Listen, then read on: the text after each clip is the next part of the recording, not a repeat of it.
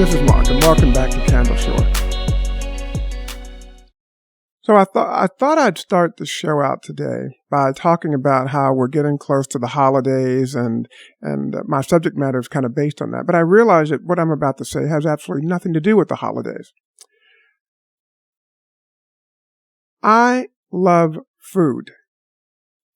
That is the long and short of it. I'm very proud to say that I have no addictions. I never have. Smoking, drinking, gambling, whatever. This has never been my thing. But food has always been, it has been a challenge to me. Now, of course, I didn't know this when I was younger. When I was growing up as a young boy, the goal was to eat all the food on your plate, whether you wanted to or not. That you got a reward system for that. And when you didn't eat all the food on your plate, you got the speech about how there are people in Africa starving and how can you waste the food. It sets you up for a lifetime of problems, especially if you have a low or slow metabolism like I do. And so at one point in my past, I decided that I would, and I kind of put on some weight. I decided that I would really step up my exercise regimen, instead of stopping eating. And that worked very well for about 12 years. And then, of course, as with most things, the body can adapt to almost anything. And of course, I found that I had to exercise longer and longer and longer to maintain a balance of weight that I wanted, or the level of weight I wanted, with the kind of food I was eating. So that just after a while just didn't work. I mean, exercise 3 hours a day, it's just not possible. Well, it's possible, but I'm not going to do it. And then, of course, I've done some podcasts on some surgeries that I've had, and my weight has been very good. In fact, for the last 2 years, excluding the last 6 to 8 months, okay, I have gotten into a routine because I realized that food is an addiction for me. And the things I like to eat, unfortunately, are just terrible things. All the sugar. If I could take sugar and ingest it in my veins, I'm sure I would have by now. Really. And food makes me happy. It's not just eating, it's not just eating to keep my body going. I love the act of eating. A few things make me as happy as sitting and watching some old television show that I've seen about 100 times and getting a nice treat and just enjoying the food along with the show. It's very hard, at least it used to be very hard, for me to watch television without eating. I've never been one of these people who get depressed and want to eat. When I get depressed, I don't want to eat. I want to eat when I'm happy. I've never understood this one to eat when you're depressed, and of course, I love all the sugary drinks. Kool-Aid. I know a lot of people say, "Oh, Kool-Aid, that's for kids." Yeah, but it's good. And soda. It goes on. And then, so about 9 months ago, I started, and I don't know how it happened. I think, for me, and this is a bad thing for me, most of the people that I associate with or go out with have very high metabolisms. So they can eat, and not gain any weight. Oh, I hate it. I just want to scratch their eyes out. I really do.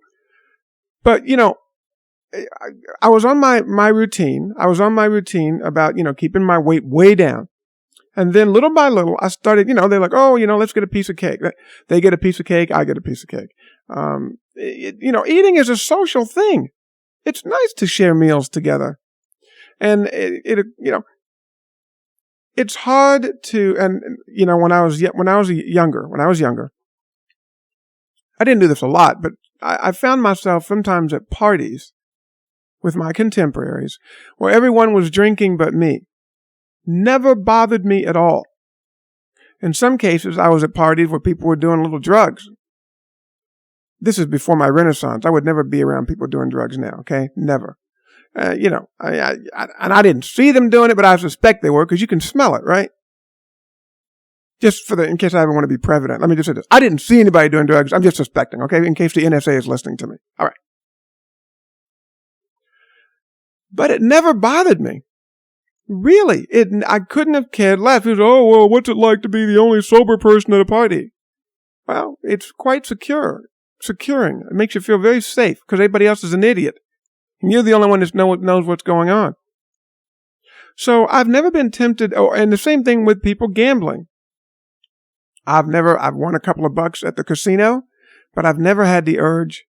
Well, I'll take it back. I got the fever just once. One time I put two $10 chips. I love roulette. That's my game of choice. One of the worst games, of course, in the house. I put 2 chips on something and I think I won $900. Just like that. I don't remember how I did it. I don't remember what it was. Maybe I put a little, but for about 2 minutes, I started sweating. I really did. I thought, I can get rich. I truly, for just an instant, maybe that's what gamblers think. For just an instant, I truly thought I will never have to go to work again. If I just do this 5 or 6 more times, or maybe just for the next hour, I can be independently wealthy. And I was just about ready. I mean, when I won all these chips and all this money, so take it back. I did get the fever, but it only lasted less than 2 minutes because then a reality set in. I thought, you're an idiot. You're falling to what everybody else does and you're going to give all your money back to the casino. So I didn't do it. But that was my glimpse into gambling fever. Okay. But being around people who are eating, if I don't have my guard up, I feel deprived. And so for the last 9 months or so, I started getting into habits. I started buying cakes, donuts. And again, I'm only eating one at a time, right? I'm only going to eat one. A couple of weeks ago, maybe a month ago, I found myself getting up in the middle of the night, eating some Doritos and drinking a soda. Right back to where I started 3 years ago in terms of behavior. I don't know how I got there. It didn't happen overnight.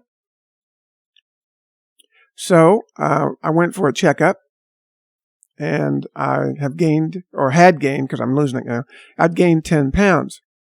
Now, my friends say, well, 10 pounds is nothing. You've only gained 10 pounds in 3 years. But 10 pounds can very easily become 20 pounds, which can become 200 pounds if you're not careful. That's the trouble with when you're gaining weight, is that it happens so slowly. And then one day, of course, we talked about this on a different show. You try to put on your pants and your leg won't go in there. But it's so easy to begin to say, well, I'll cut back here, I'll cut back. And I was saying the same thing, over the last couple of months. I need to stop eating so much ice cream. I need to stop eating the donuts. I need to stop eating the croissants. But every time I go out, every social event involves food. Have you noticed? I mean, work notwithstanding, of course, going to doctor appointments. But I mean, socially speaking, when you go out, unless you have a hobby like swimming or golf or something, how many of those times involves food? Everything involves food. Well, we're going to go to eat. We're going to go get a coffee. We're going to go get. It's amazing. It's so unfair. I feel like it's so unfair. And as I have said before, I'm sure you've heard before and read before, unlike cigarettes and alcohol, you have to eat. You can't just say, I'm not going to eat. I would love to be able to take an IV bag, ingest it put it in my arm and take my Cessna and never have to eat again. Then I'd never gain any weight. Unfortunately, that's not convenient, and it's also very dangerous, and it's a stupid idea. But that would be the best case scenario, right? At least as far as this argument's going. Anyway, the point is, you have to eat. So people like me who are addicted to food have to face their addictions every day. And if you're not vigilant about it, if you don't accept the fact that you, unlike other people, cannot just eat without thinking about it, because, again, it starts out just one. Let me give you one more example. I know I'm breaking off my thought, but you'll get where I'm going. Costco, which is a local big box warehouse here introduced these new lattes, maybe 2 months ago. And they're about 300, 400 calories. When they first introduced them, I had one. And I thought it was the best thing. Oh, it is so good. It's an iced coffee. Do you know that within a month, I was going over there and having one every day, in addition to a piece of pizza?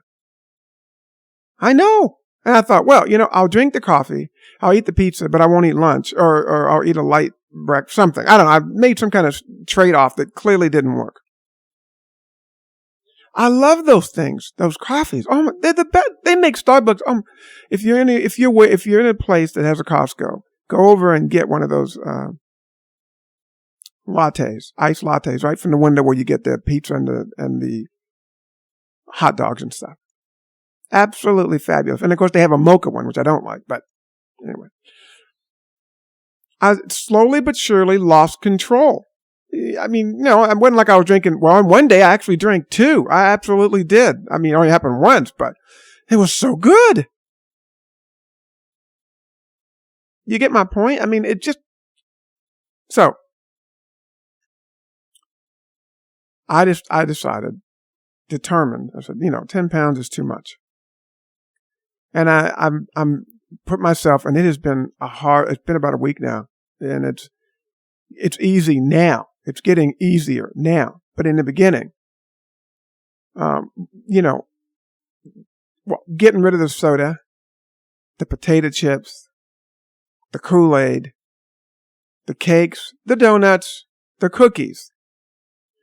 I've been over to Costco 4 times now and have passed that window where they give the lattes, have not had one. And in fact, yesterday I went and the person I was with had one and I didn't. I'm not going to lie to you and say that it's easy, because it's not.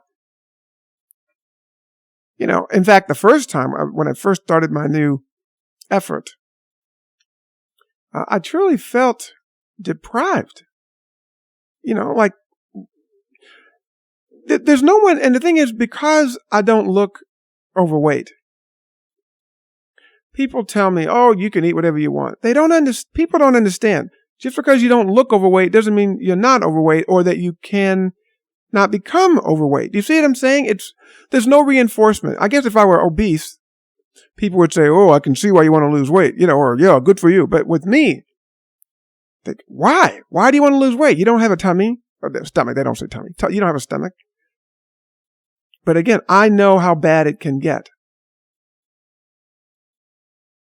And as I record this, of course, we're getting ready for the holidays. Now, one holiday does not an obese person make. But it's the habit you get into up to, during, and after that holiday that is the problem. So I did 2 things. One, I reaffirmed that I am addicted to food. You may not think that's a big deal, but it is. Because once you affirm that, spiritually, mentally, call it whatever you want, then you can begin to realize that you don't have the luxury of eating like everybody else. That is to say, and I've never been an alcoholic, but I've heard alcoholics say that if they have one drink, they want another drink, another. I guess it's the same way with food. So, for example, yesterday, the person I was with said, oh, just have half a latte. See, but that's how it starts. That's how it starts. Half a latte a day. Now, it is possible, and I want to lose the 10 pounds. Once I lose the 10 pounds, I have to reevaluate a little bit. But the bottom line is, if I had half a latte, first off, I would drink more than a half. And then the temptation to have another one, the temptation starts all over again. For me, it's easier just to abstain, just to say no lattes. So right now, I am just drinking water. That's it. Well, just a little soda, or would you like a little bit? No, just water. It takes a lot of discipline. It takes a lot of determination, but what it really takes is a lot of fear of gaining weight.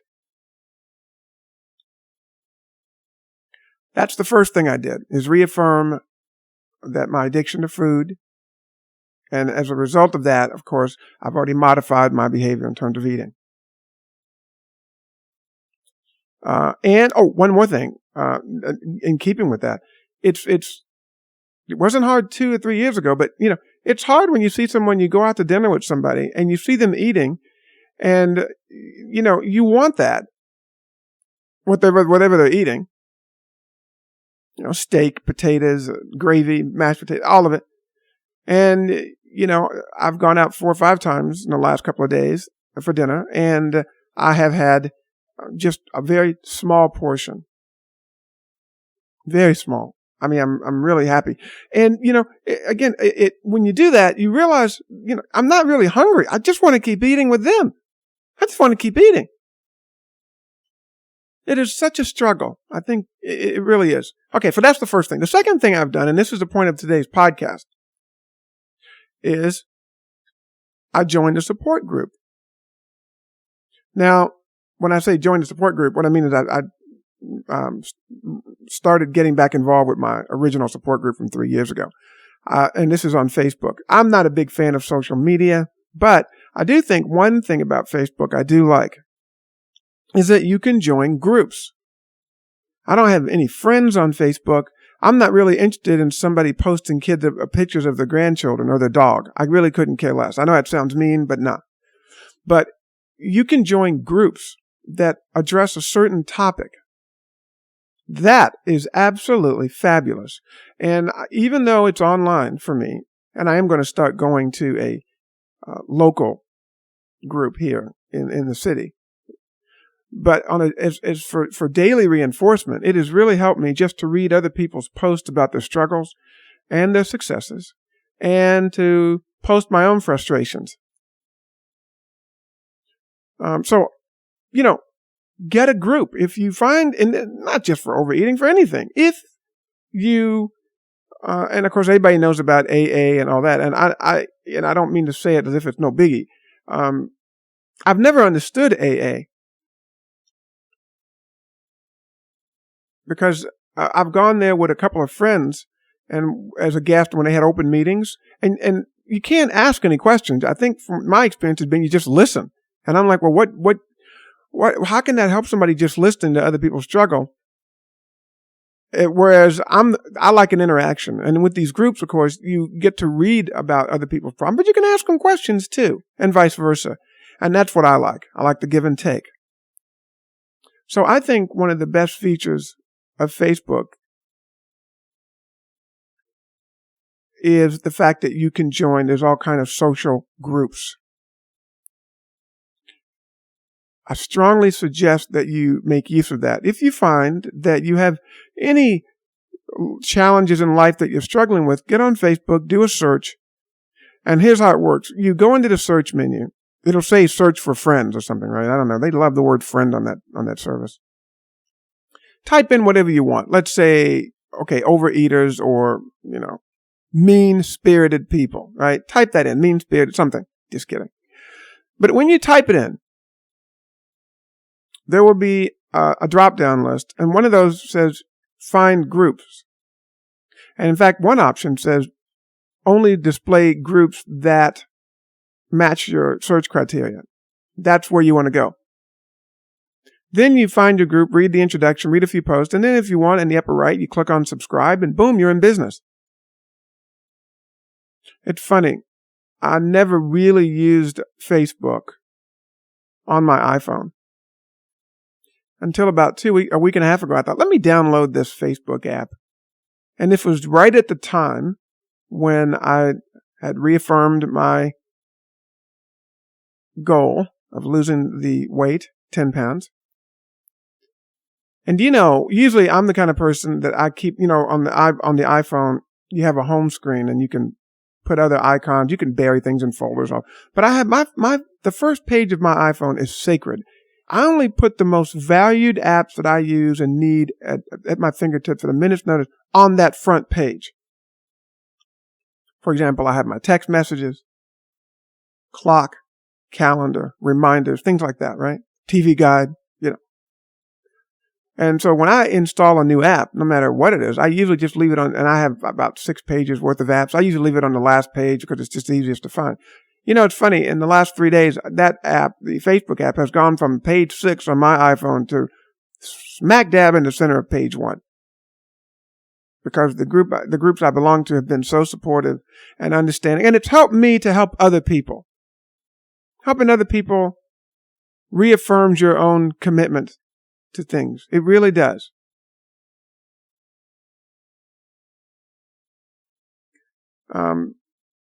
So that's why I titled this episode, Get a Group, as opposed to Get a Life. Get a group. If you need help with anything, if you want to help people. I'm sure there are a lot of other social services I'm not aware of out there. I think MySpace, I've never used it. And maybe even Twitter has groups. I don't know. This is it's very hard to keep up to date. I'm barely just managing this one. But my goal is, and when you belong to a group, you post your topics, subjects, pictures to the group. And it, of course, has to do with a certain subject. So you limit the kind of notifications you'll get and the subject matter you'll see. So there you go. I'm on my path. I feel great. I've made some definite changes. I've kind of gotten back to ground zero. And the people I hang out with the most, I've told them, I said, you're going to see a difference in me. You're going to eat. I'm not going to eat. Not that I'm upset. Not that I don't enjoy your company, but I just can't. I need to lose this weight and I need to maintain this weight. So I'm going to eat whatever I need to eat to do that. And please don't let that impact what you order or how often you order. You get the idea with the people I hang out with the most because they're going to notice a difference. And everybody's okay. I say they're okay with it. Like it matters if they weren't. It wouldn't. I'm going to do what I'm going to do because, oh, you look so good, Mark. You look great. Thank you. But that isn't the point. I'm not doing this to look great. I'm doing it because it's what I need to do to be healthy. And in so doing that, I will continue to make a joyful noise. Okay, that's all for today. As always, remember to make a joyful noise yourself, and I'll see you back here soon. Take care.